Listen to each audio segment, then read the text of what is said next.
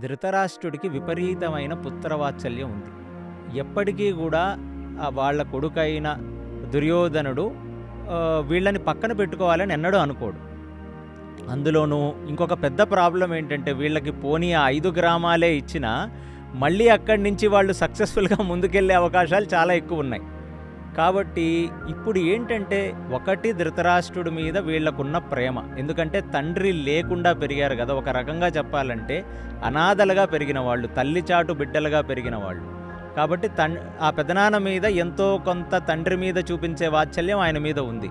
కాబట్టి రెండోది, వీళ్ళు చాలా సౌమ్యులు, చాలా ధర్మబద్ధత కలిగిన వాళ్ళు. కాబట్టి దీన్ని మైండ్ గేమ్ అంటారు, అంటే ఎమోషనల్ బ్లాక్మెయిల్. ఒక చిన్న మాటలో చెప్పాలంటే, అంటే యుద్ధమే వస్తే నా 100 మంది కొడుకులు మీ 5గురికి మధ్య రాదు, 18 అక్షోహిణుల సైన్యం కొట్టుకొని చచ్చిపోతారు. అలా చచ్చిపోతే ఇంతమంది చావుకి కారణమైన నువ్వు ఆ రక్తంతో తలిసిన నేలని నువ్వసలు ముందు పాలించగలవా? ఇది ఒక రకమైన మైండ్ గేమ్. అలాగా ఇక్కడ ఎవరైతే ధర్మబద్ధంగా ఉండరో వాళ్ళ దగ్గర ఉన్న ఒకే ఒక ఆయుధం ఏంటంటే, మానసికంగా ఇంకొకరిని కృంగదీసేయాలి. Emotional blackmail.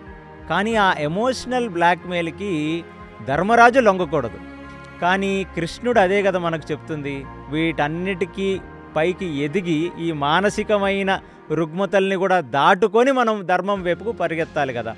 కాబట్టి ఇప్పుడు కృష్ణుడు సేమ్ ఇదే చూసి ధర్మరాజుని అడుగుతున్నాడు, ధర్మరాజా, మనిషి ఎప్పుడైనా సూటిగా ఉండాలి.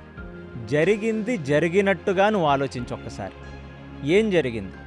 నీ పెద్దనాన్నకి నీ మీద ప్రేమ ఉన్నట్లయితే అన్నిటికంటే కూడా పరాకాష్ఠ ఏంటంటే, ఒకటి ఆ జూదాన్ని ఆపకపోగా జూదంలో ఓడిపోయిన మిమ్మల్ని అవమానిస్తుంటే కూడా తన పెదవి విప్పి మాట్లాడలేదు.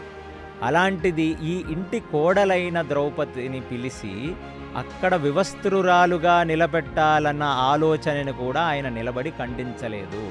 కాబట్టి అలాంటి వ్యక్తి మాటలు నువ్వు సీరియస్గా ఎలా తీసుకుంటున్నావయ్యా? ఎందుకంటే ఆయన నీ మైండ్ మీద నీ సాత్వికమైన స్వభావాన్ని తెలుసుకొని నీ మీద మైండ్ గేమ్ ఆడుతున్నాడు. కాబట్టి నువ్వు నా మీద పెట్టి, కృష్ణ అంతా నువ్వే దిక్కు, నువ్వేది చెప్తే అది చేస్తానని నువ్వు అనకూడదు. నీకేది కావాలో చెప్పు, నీకు కావాల్సింది నేను చేసి పెడతాను.